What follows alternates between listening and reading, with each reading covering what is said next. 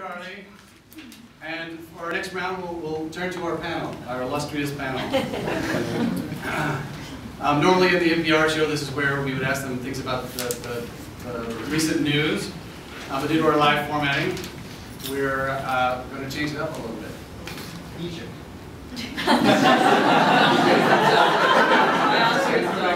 Going into the red here, people. These are kind of against you. Dr. Franks, you're going first. The man displayed here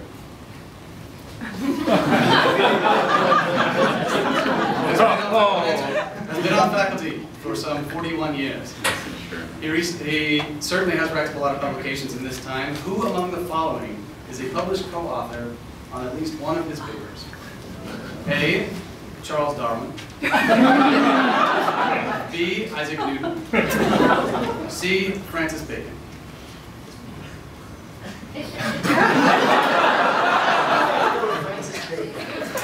That is correct.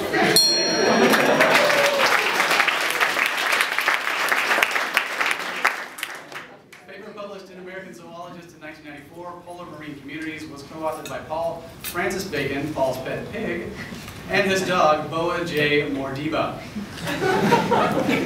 The review article offers the quote, "sweeping but very superficial review of the marine biology of polar seas. It's only somewhat disheartening that the pig has been better cited than I have." Our second question is for Lahini. This Life magazine photo depicts an intense moment on a research cruise in the Pacific Ocean. From left, here, you will see the back of John Steinbeck's head. In the center, with the furrowed brow, is Roger Revelle. And to his left, to our right, is Walter Monk. The question for you is, what is the man to the right of Roger Revelle doing?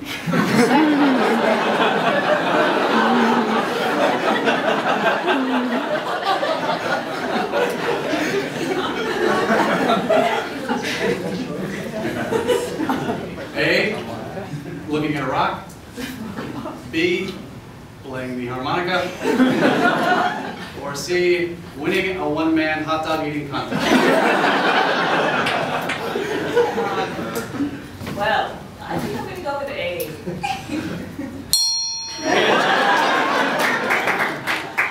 Very taxing. This photo was taken in 1961 aboard the research vessel Cuss 1. The subjects are discussing Project Moho, a very frustrating cruise to drill through the Earth's crust into the, help me out, Danny, which is called the Moho. The project was led by the American Miscellaneous Society, or AMSOC, which has been described as a mildly loony, invisible college that otherwise mature academians, exceedingly democratic, but harmlessly anarchic. Okay. Yeah, the only thing that would have made that better is if the chief scientist would have been Dr. Seuss. Okay, our third question for Stuart. Scripps has been the source of numerous scientific publications and high-profile news reports. Lesser-known publications include those of fiction. Yes, Scripps has been the setting for love stories, murder mysteries, etc. Which of the following titles does not involve Scripps? Does not involve Scripps. A, Starfish, set in the future when the search for energy leads to the tapping of geothermal sources in the ocean. Scripps scientists are surgically altered to survive the intense pressure of the sea's abyssal depths. The amphibious aquanauts must face the threat of powerful Archean microbes. They use human hosts to carry them upward to dry land, where their superior DNA could render our species obsolete.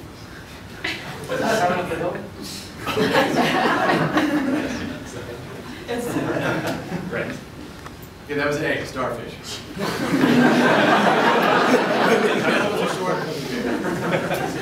B, from the Nancy Drew files, case number 19, Sisters in Crime.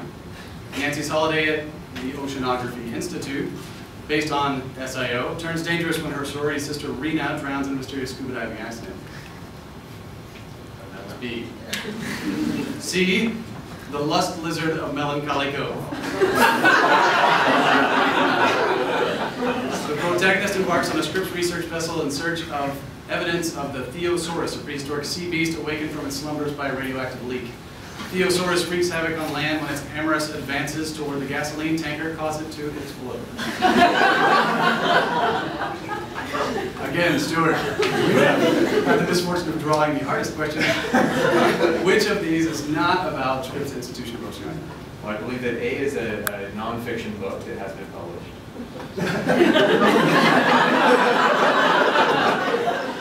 C is a movie that got high returns. Box office. I'm going with B. It's not part of the script. B is your final answer.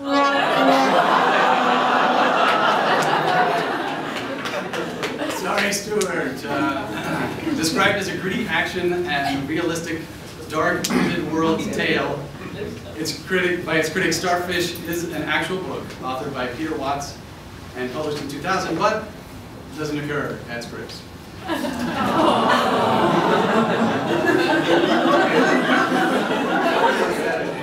You've got plenty of time.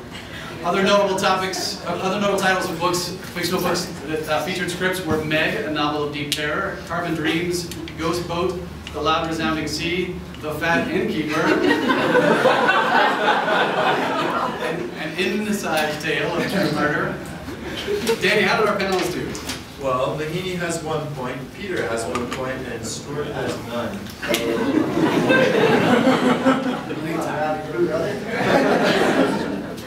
Don't take your ball and go home. All right, our next game is our first Limerick challenge. Our pre-selected graduate student is Grantley Galland.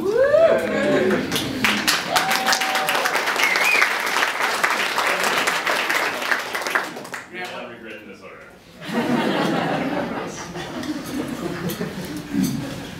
Okay, for this set of questions, we have our most amazing limericist, Jill Harris, here to read the limericks for you. Jill penned all of these, her very own, or someone related to her did.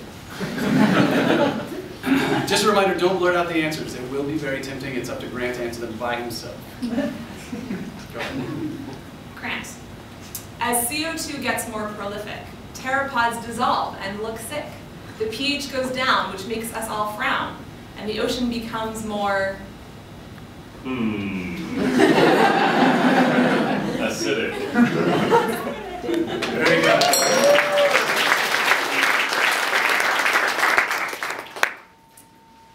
Our second limerick. It is docked in Point Loma, a ship. Out at sea, it sinks and it tips. To study how sound waves behave and the internal wave, the boat floats on its side. It's called... The flip.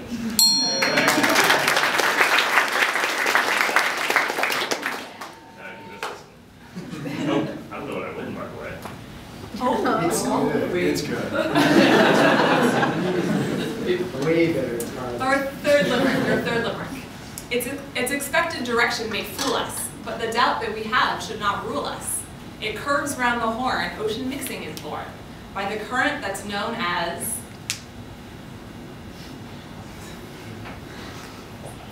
You'll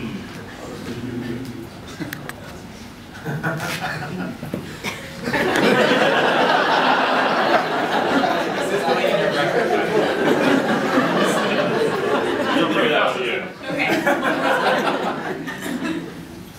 Its expected direction may fool us, but the doubt that we have should not rule us. It curves around the horn, ocean mixing is born, by the current that's known as... I have no idea.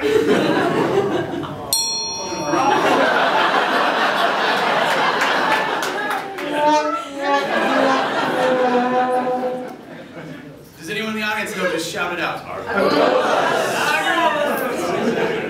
Very good. Danny, how did Grant do?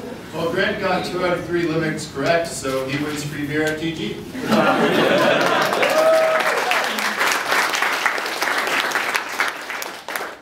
Our next game is called Bluff the Student.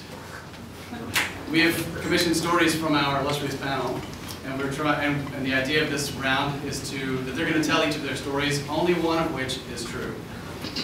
The student will have this The student will have to separate truth from fiction. First, we'll need a volunteer, and we have selected funny Rosa Leon.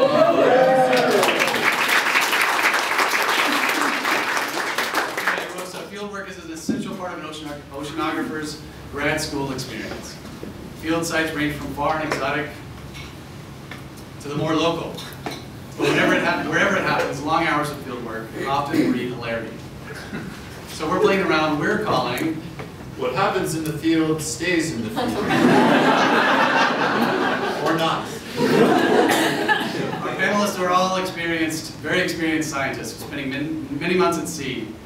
Each panelist will tell a story about their experience they had while doing field work.